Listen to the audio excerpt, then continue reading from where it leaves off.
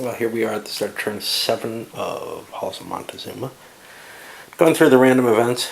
Turn didn't end last turn, so I had a few things happen. Revolt spread. The U.S. got to control it. They wanted it here in Coahuila, largely to help provide some defense because Santa Ana is really threatening Taylor's position there, whereas the U.S. is in good position to try to take Tamaulipas and maybe even Nuevo Leon, which is in revolt right now.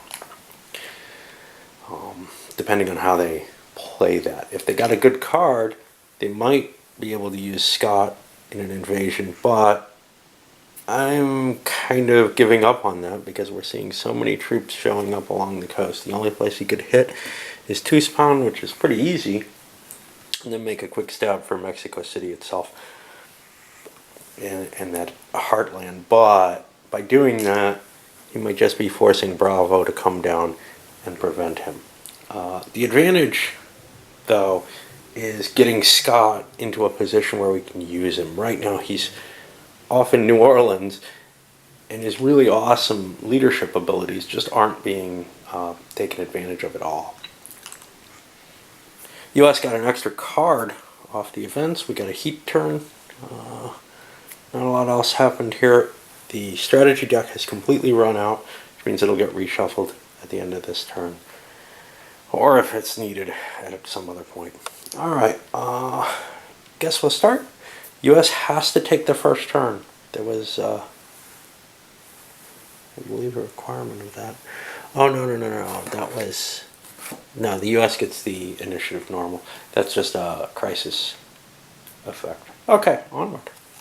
I want to take a look at another one of these kind of annoying events. I feel like the scripting fails in this. Santa Ana exiled. Well, it almost presumes that he's the president. Among other things, Salas resumes as president. Well, Santa Ana became president before Salas's election time, and Salas is currently the president. Also the assumption with the other cards, for example, the Anaya card, and maybe there's some way to get Gomez as president. I don't know. I haven't seen anything yet, and I've been through the whole deck, but maybe I just didn't notice. It was unimpressive. But the feeling is that the ordering is incorrect, and at this point, it wouldn't be unreasonable that Santa Ana would get exiled. And it's not terrible that the play doesn't work out that way, that somehow Santa Ana's presidency was cut really short by the American Declaration of War. But it doesn't feel like it's representing what really happened, which was that Santa Ana seized power from Salas. And then we see, Anaya probably shouldn't be able to come to power while Santa Ana is president or just there, without the exile card. It just disturbs me that Santa Ana would relinquish power that easily at this point. I'm not sure that would happen. I'm not sure that would be possible. Who knows? Anyway, it's just a disturbing factor, which I don't know how disturbing it is. I don't mind the story that it generates if things come out in the wrong order, but it doesn't feel like what was intended to be expressed by the designer. Anyway, I'm still not sure what the U.S. was going to do here. I just wanted to highlight that one card because it was kind of annoying. Well, Kearney gathered up his troops and marched. It was kind of a painful march because there's an underlying value, so he took actually 2 attrition losses, one for the heat and one for that, hitting Bravo. Played low ammo against Bravo, which have the base firepower, but the Mexicans had a cav charge. Much more important, though, was the die roll here. Possible leader loss, though. Kearney ended up with the lowest value, whereas Bravo got fairly decent combat value. Now, speaking of Bravo and his army, on a 5 or more, he's wounded and his army will stop being an army. It does not happen. And that was a shift of 3 political points in favor of Mexico, driving them back up and kind of stymieing the plans. Now, the U.S. had also played the Santa Anna exiled card. Get him off the board, make any operations up here just about impossible. It did bring down Valencia into Mexico City, which would be a problem if Scott comes down there. It is going to cause him more trouble. I was much more worried about an attack coming through Mexico, coming into Texas. Arista actually tried that, but didn't get enough movement points to move in. He wanted to sweep up here and remove these fortifications. Now there's a little bit of defense there, and he just couldn't do it. He couldn't make it, and he doesn't have a lot of troops. He couldn't make it without dying, basically. So it was almost a mistaken move. He's got to get back and maybe grab some of these forces and move forward with that. Well, Scott finally got a 4-point card, and he launched an attack on Veracruz that succeeded. Now, he brought U.S. Grant out to try to be a staff officer, get all the bonuses for that. First time the U.S. has had a staff officer. And what's up? Well, the Mexicans had to cancel for it. That takes Grant out of the game. He won't be able to earn his glory here in Mexico.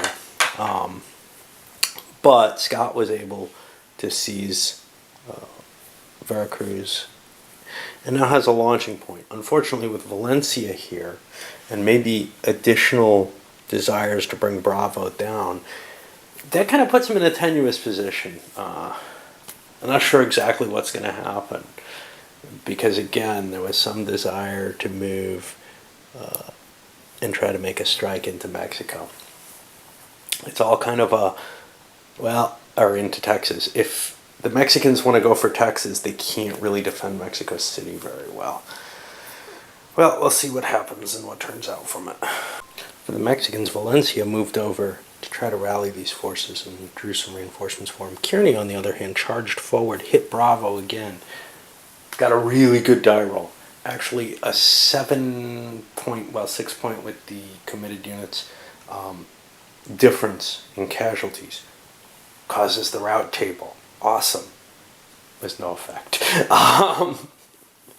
But still, we're seeing Mexican political will dropping way down. We're down to 18 now. And it's looking like if I can just keep pushing and pushing and pushing, the government falls, there's a chance the U.S. could win. But it all really feels more like a crapshoot in the end. One where there's, a lot of effort and detail in learning the rules and playing and making things work right. And none of it seems to much matter. I don't mind that in and of itself if the detail is really giving me a good feel. And it is historically giving me the feel of, the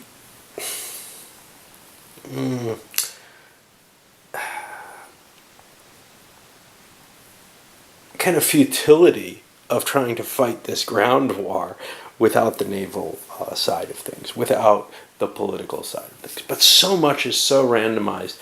I don't know.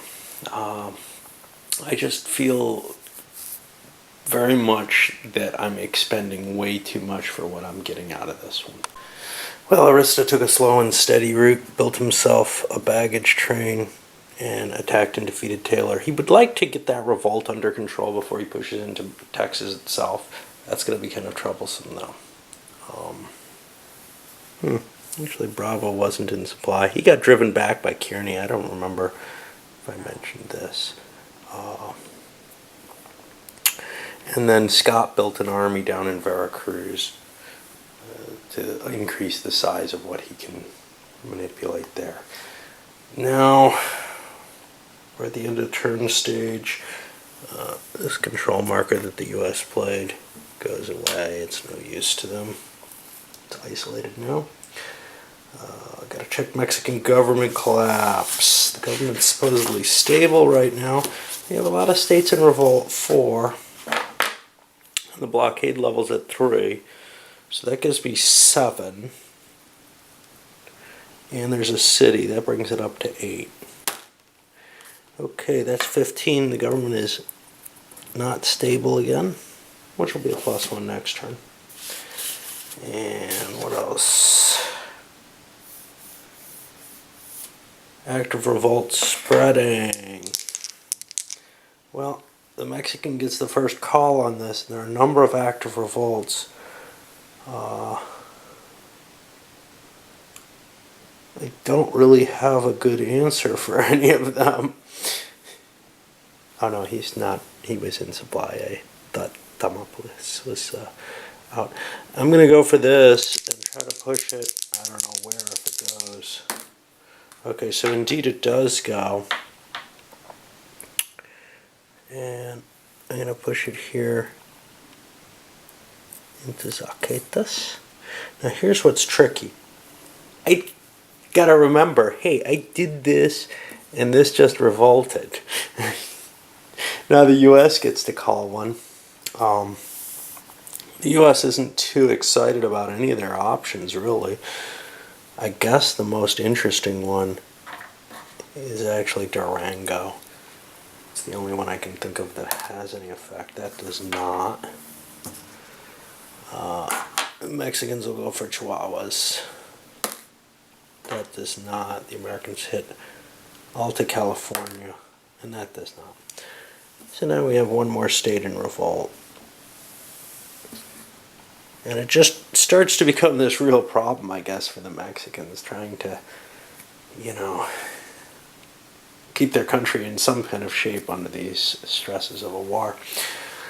Gonna come back for PW. Let's see what we're gonna be charged here.